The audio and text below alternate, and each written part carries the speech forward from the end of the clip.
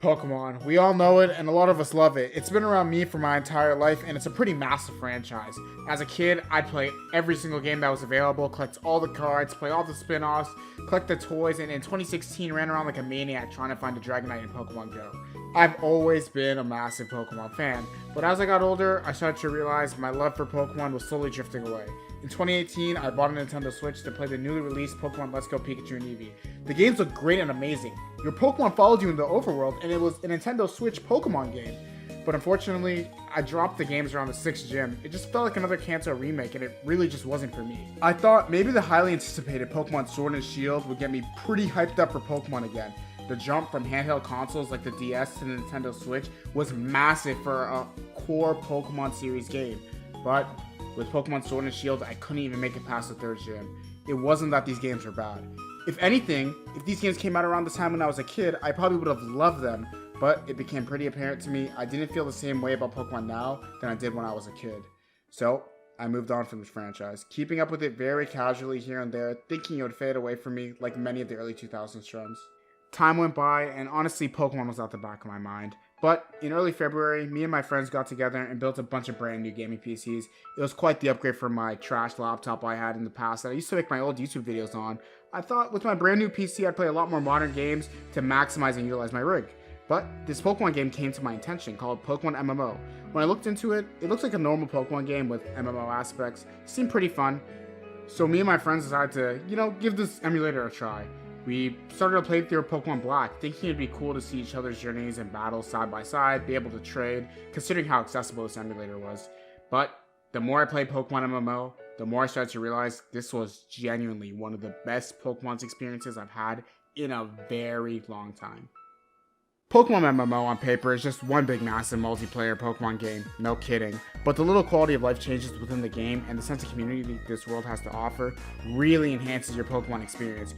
For example, your Pokemon follow you in the overworld in every single generation of this game, just like in Gen 2 Soul Silver.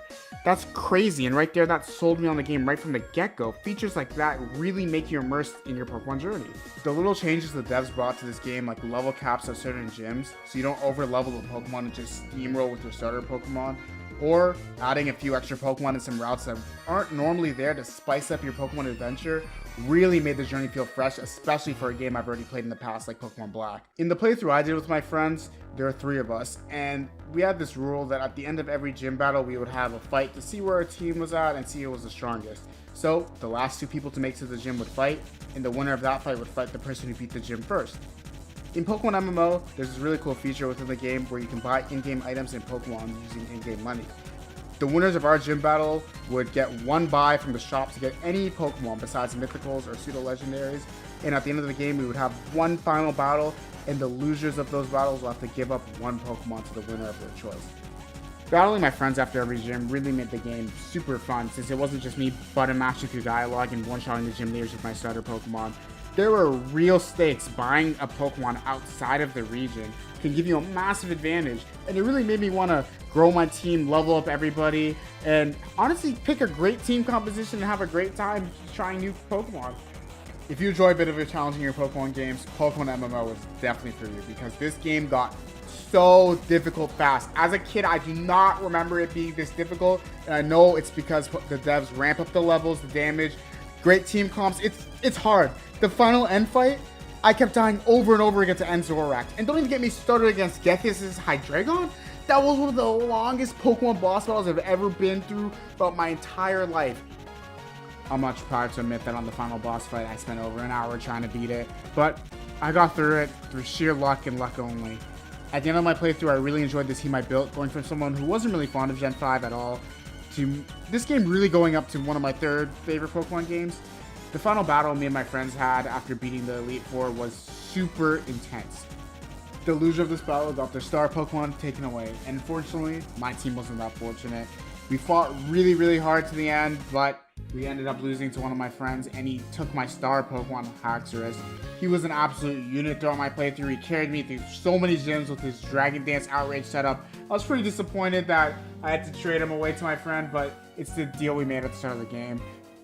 But this Pokemon journey was so fun and amazing that it felt illegal.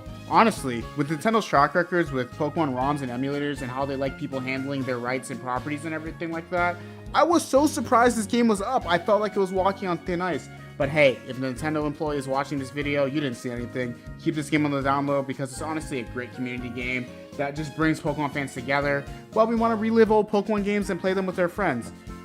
In the end, Pokemon MMO gave me the charm I was looking for that I just couldn't find within the new Pokemon games, and I didn't want to go back to the old Pokemon games on the DS to just live off nostalgia. This game was a very, very nice middle ground, and I honestly recommend it for anybody who just feels like Pokemon isn't hitting the same anymore. I know there's a lot of controversy around the time when Pokemon Sword and Shield was releasing if the games are good or not. I'm not here to talk about all of that, but I will say if Game Freak wants to take one thing away from Pokemon MMO, they should really strive to build a community-based Pokemon game because me personally, that's what I enjoyed the most from this game. I have hope that Pokemon Arceus will deliver something like that. It's a great open world Pokemon experience from what it's looking, and maybe many future Pokemon titles down the road will give me a fire Pokemon MMO experience. But hey, that's all I have to say on Pokemon MMO. If you want to play the games, you can download them, link in the description. It's super easy to set up, all the instructions are on the website. You can play Gen 1, 3, 4, 5. It's a blast, honestly. It feels like a different game. But hey, if you're new around here, hit the subscribe button, hit the like button, comment, or if you're an old fan that's been here for the past 2 years that I haven't uploaded, I'm sorry. I don't want to promise an upload schedule, but I'm going to pump out videos. I'll upload whenever I feel like it. Join the Discord, link in the description. I'll catch you all later. Thunderwolf out.